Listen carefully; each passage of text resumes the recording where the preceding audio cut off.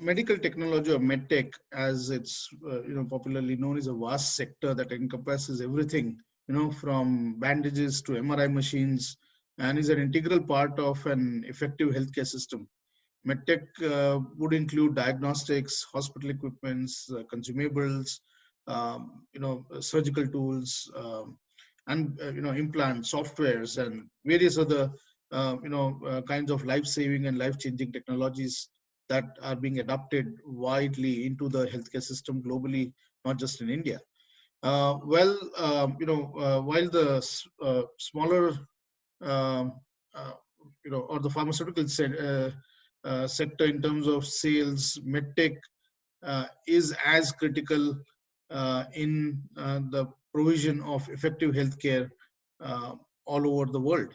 The medtech industry in India is estimated at this point to be about 50,000 to 70,000 crore, and it's growing briskly at a 15% rate annually. It's expected to reach about 150,000 crores by 2025. Globally, the sector is also growing from 500 billion today to 600 billion by 2025. The industry, of course, is primarily dominated uh, mainly by American companies, which lead the world in products and innovation. MedTech is also strong export sector for the US and a few other countries like Israel, Switzerland, Ireland, while India still imports over 75% of the medical technology. Indian companies have begun to make strides in certain areas of medtech. They're providing high quality and affordable products in diagnostics, monitoring, implants, etc. So that's where we are heading now. Some Indian startups have started focusing on product innovation, recognizing that Indian healthcare challenges may require completely new products and technologies, and they probably don't even exist today. So this approach has started with a deep understanding of a healthcare challenge that needs to be addressed, typically by spending a couple of months in the hospital, in the relevant department, and then probably working in the labs to come up with a solution of that for the technology. So this, working on the technology in terms of engineering, in terms of product development, again, will take about 3 to 5 years. So it is a long gestation period, but yes, um, they would come up with very creative, and novel products, which will also incorporate a lot of artificial intelligence, precision engineering, electronics, softwares, etc. Again, there is a lot of IP that will get created and is being created, and that's again where they're carving a niche for themselves in the medtech space.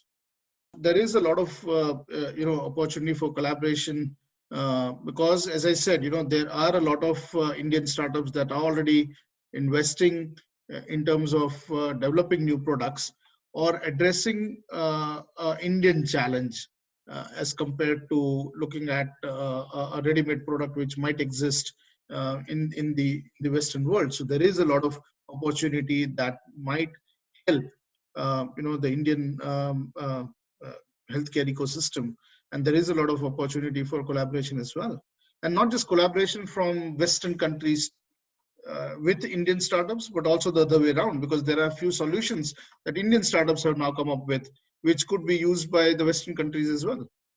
There are a lot of opportunities for innovators, for entrepreneurs, and it's a sector that is not just fast growing in India, but also globally.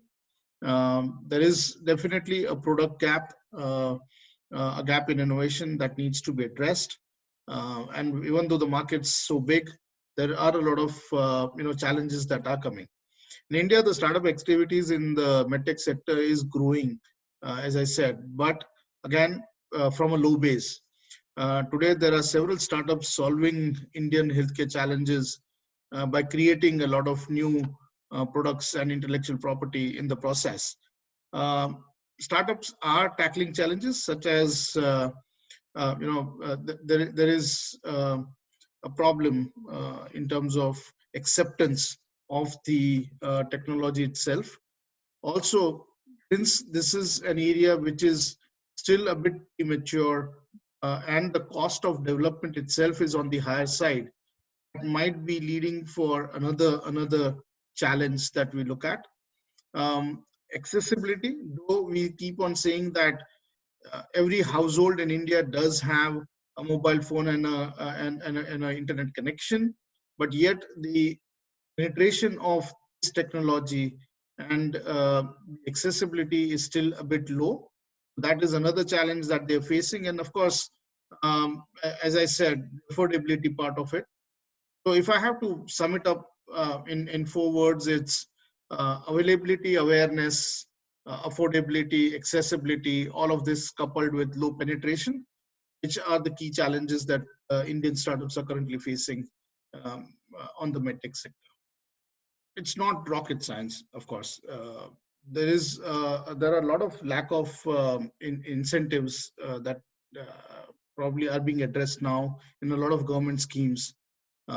We also need to see to it that there's a lot of collaboration that happens with existing, companies, the large companies that could incubate some of these startups as part of their R&D and CSR activities. And also, there's a burning need for frugal innovations to go, uh, become uh, commercial products, for example. Uh, we've seen during COVID, that we could see a lot of car manufacturers becoming ventilator manufacturers. That means there is a capability, there are mindsets, not just in the Western world, but also in India. Maruti, for example, did that and successfully delivered, ventilators when people thought there would be a shortage that would come up.